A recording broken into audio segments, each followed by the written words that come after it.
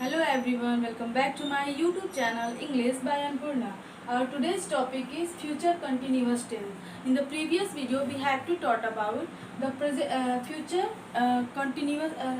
future indefinite tense. So it is our first part of future continuous tense, मतलब इसके पहले हमने future indefinite tense को complete किया है और ये हमारा फर्स्ट पार्ट है किसका, फ्यूचर कंटिन्यूअस टेंस का। जैसा कि आपको पता है कि फ्यूचर टेंस में जब भी हम समझेंगे फ्यूचर टेंस से हमारा सेंस क्या है कि भविष्य काल में होने वाले काम। तो भविष्य काल में कब आपको इसका पहचान भी बताया गया था कि क्या होता है कि हिंदी वाक्यों में इसमें लास्ट में गा गी गे इत्यादि आते हैं। तो जैसे कि आपको फ्यूचर इंडेफिनिट टेंस में बताया गया कि अनिश्चित काम होता है जो कि भविष्य में होने वाला होता है, अनिश्चित होता है।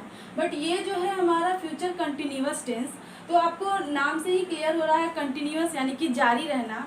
तो ये फ्यूचर मतलब भविष्य में जो काम जारी हो, यानी कि भविष्य में जारी हुए काम को ही हम क्या बोलेंगे, फ्यूचर कंटिन्यूअस टेंस बोलेंगे।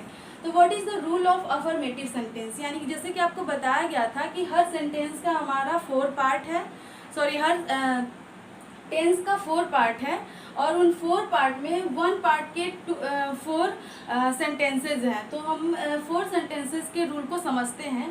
तो ये हमारा फ्यूचर कंटिन्यूअस टेंस का 2 सेंटेंस है, मतलब first is affirmative and second is negative sentence. तो अफर्मेटिव सेंटेंस का क्या रूल होगा, क्या पहचान होगी, वो समझते हैं।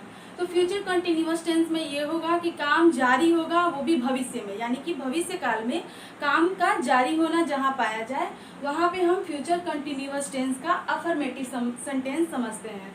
जैसा कि आपको ये भी पता है कि जो इसकी हेल्पिंग वर्ब है भी वो इंडेफिनिट में, यानी कि फ्यूचर इंडेफिनिट में विल और सेल का आप यूज़ कर रहे थे। तो यहाँ क्या हो जाएगा, विल बी का यूज़ होगा या फिर सेल बी का यूज़ होगा।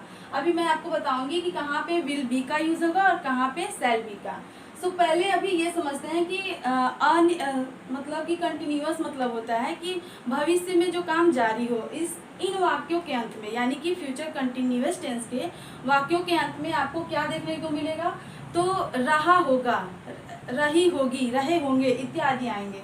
ऐसे जब सेंटेंस आए तो आप समझ जाएंगे कि वो फ्यूचर कंटिन्यूअस टेंस है। सो अफर्मेटिव सेंटेंस का रूल देखते हैं। सब्जेक्ट होगा, देन विल सेल बी का यूज होगा, यानी कि विल बी का यूज करे या फिर सेल बी का।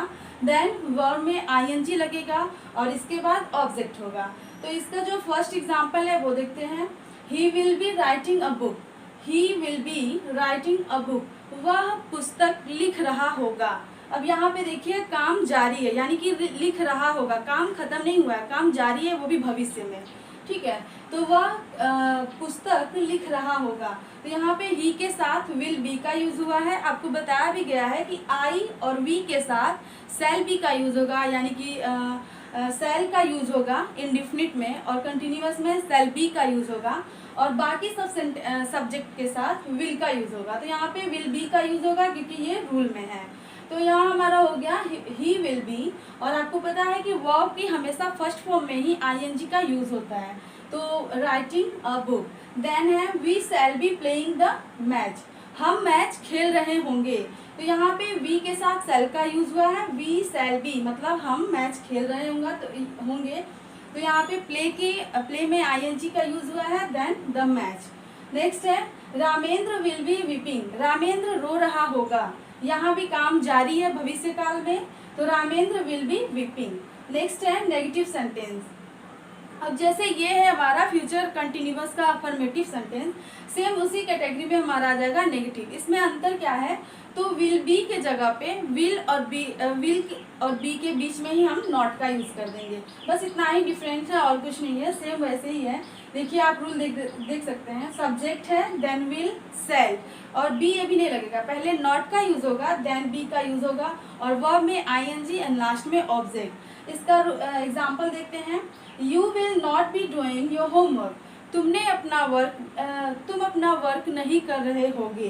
यहाँ पे लास्ट में गागी गे आया और तुम के साथ यानी कि यू के साथ विल का यूज हुआ, और आपको पता है कि विल और बी के बीच में ही नॉट का यूज हुआ है। Number 2 is she will not be crying now, वह अब नहीं रो रही होगी। यहाँ पे सी के साथ विल का यूज हुआ है, then not be crying now, वह अब नहीं रो रही होगी। तो फ्यूचर कंटिन्यूअस टेंस को हम एक बार और समझते हैं, मैं इसे एक बार और रिपीट कर देती हूँ कि फ्यूचर इन कंटिन्यूअस टेंस में ये होता है कि भविष्य काल में काम का जारी होना पाया जाता है।